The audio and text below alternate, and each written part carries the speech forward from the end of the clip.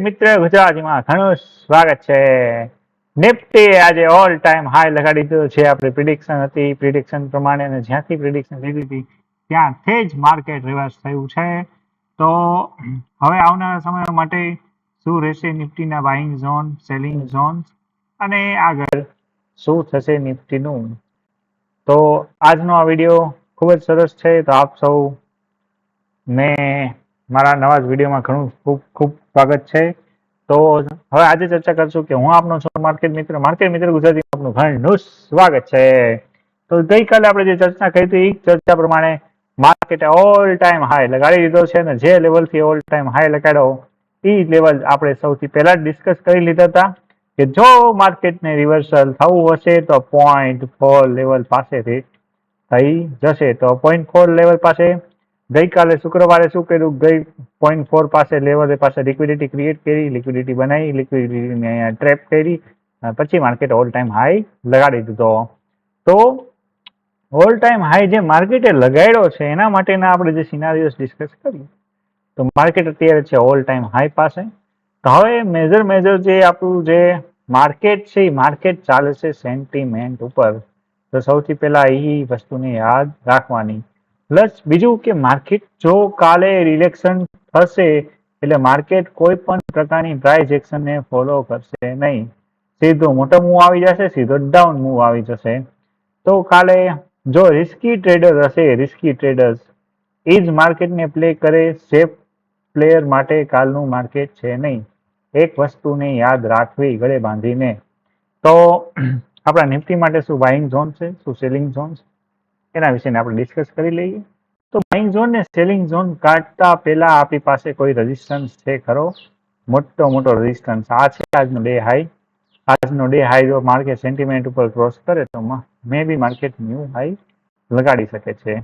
અને એમાં પણ મોદીની ગવર્મેન્ટ જો આવી જાય 370 પ્લસ થઈ જાય તો માર્કેટ કેટલું રોકેટ થશે એ કોઈને ખબર નથી. તો સૌથી પહેલા આપણે વિવિધ પોઈન્ટને ઓન કરી લઈએ. વિવિધ પોઈન્ટ 15 મિનિટ માટે.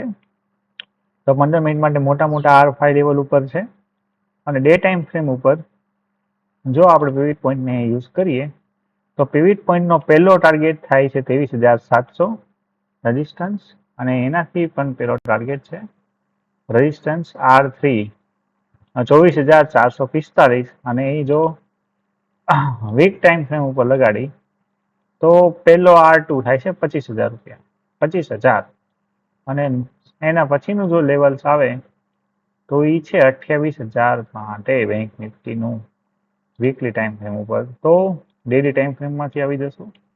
તો ડેલી ટાઈમ ફ્રેમની અંદર માર્કેટે જે રેઝિસ્ટન્સ લેવલ છે એ રેઝિસ્ટન્સને ક્રોસ કરીને એક હેમર પેટર્ન બનાવી છે. જો માર્કેટ સેન્ટિમેન્ટ ઉપર હાલશે તો આ હેમર ફરજિયાત પલે પાલન થશે ને માર્કેટ નો હાઈ લગાડશે. જે R3 લેવલ છે માર્કેટનું 23,707 આપણા માટે પહેલો રેઝિસ્ટન્સ હશે. જો એનાથી માર્કેટ ઉપર જાય તો માર્કેટ 24,000 લેવલ્સ આવતા વાર નહીં લાગે. તો માર્કેટ કાલ સેન્ટિમેન્ટ ઉપર છે. જો માર્કેટ ક્યાંક 22,000 માર્કેટ જો અહીંયા ક્યાંક ઓપન થઈને ટ્રેપ કરીને જો માર્કેટ અહીંયા ક્યાંય આવશે તો આપણે ફરીથી બાઇંગના સિનેરીઓમાં જશું. તો કાલનું આપણું પ્લાનિંગ છે. તો કાલનું પ્લાનિંગ એવું છે, જો માર્કેટ અહીંયા ક્યાંય ઓપન થાય અને જો માર્કેટ નીચે આવે તો આપણે 22,099 પાસે આપણે બાઇંગ કરશું. અને જો માર્કેટ ગેપ અપ ખુલે અને જો ક્યાંક ઉપર નીચે પેટર્ન બનાવી અને આવી રીતે ક્રોસ કરે ઉપર જઈને તો વળી પાસે આપણે બાઇંગના સિનારીઓમાં જશું. તો કાલ માટે આપણે બાઇંગમાં છીએ. કોઈએ સેલિંગ સાઈડ વિચારવું નહીં, કેમ કે માર્કેટ ફર્ધર બુલિશ છે. જ્યાં માર્કેટમાં ડીપ દેખાય ડીપ પાસે બાઇંગ કરવું. તો માર્કેટનું સેન્ટિમેન્ટ પણ બુલિશ છે, માર્કેટ પણ બુલિશ છે, તો આપણે સેલિંગ સાઈડ બેસવાની કંઈ જરૂર નથી. તો ફર્ધર બધા બાઇંગ સાઈડ જ છે. જ્યાં સુધી સેલિંગનો સિનારિયોસ ના બને ત્યાં સુધી આપણે સેલિંગ સાઈડ જરાય વિચારવાનું નથી. જો માર્કેટને સેલિંગ સાઈડ જવું હશે તો માર્કેટ સૌથી પહેલા ઉપરની બાજુ સ્ટ્રક્ચર બનાવશે. ત્યાં માર્કેટ એક દિવસ સાઇડવેઝ રહેશે, પછી એનું બ્રેકઆઉટ કરાવશે, એટલે બધા બાયર્સ પાસેના બધાને બાયર્સમાં બેસાડી ફર્ધર માર્કેટ સેલિંગ સાઈડ આવશે. તો માર્કેટ જ્યાં સુધી સાઇડવેઝ ન રહે ત્યાં સુધી સેલિંગ સાઈડનો ટ્રેન્ડ વિચારવાનો નથી. માર્કેટ મોસ્ટ ઓફ પાર માર્કેટ બાઇંગમાં જાય, ખૂબ જ બાઇંગમાં જાય, ત્યાંથી એક નાનું એવું રિટ્રેસમેન્ટ લે, પછી આ ઝોન પાસે સાઇડવેઝ થઈ જાય, એક દિવસ માર્કેટ આ ઝોનમાં ટાઈમ સ્પેન્ડ કરે, પછી બીજા દિવસે નેક્સ્ટ ડે મોર્નિંગ આ ઝોનની ઉપર માર્કેટ નીકળીને બધા પાસે બાઇંગ ઓર્ડર લઈ અને માર્કેટ સેલિંગ સાઇડ ફર્ધર જાય. આ મોસ્ટ ઓફ કેસનો સિનારીઓઝ હોય છે. અને પ્લસ બીજું કે આ જે સેલિંગ સાઇડ આટલો જે સાઇડવેઝ રહે એ ઝોનની અંદર મોસ્ટ ઓફ ઓપરેટર હોય છે એ પોતાને પ્રોફિટ બુકિંગ કરતા હોય છે, પ્લસ જે પોઝિશન હોય છે પોઝિશનને એડ કરતા હોય.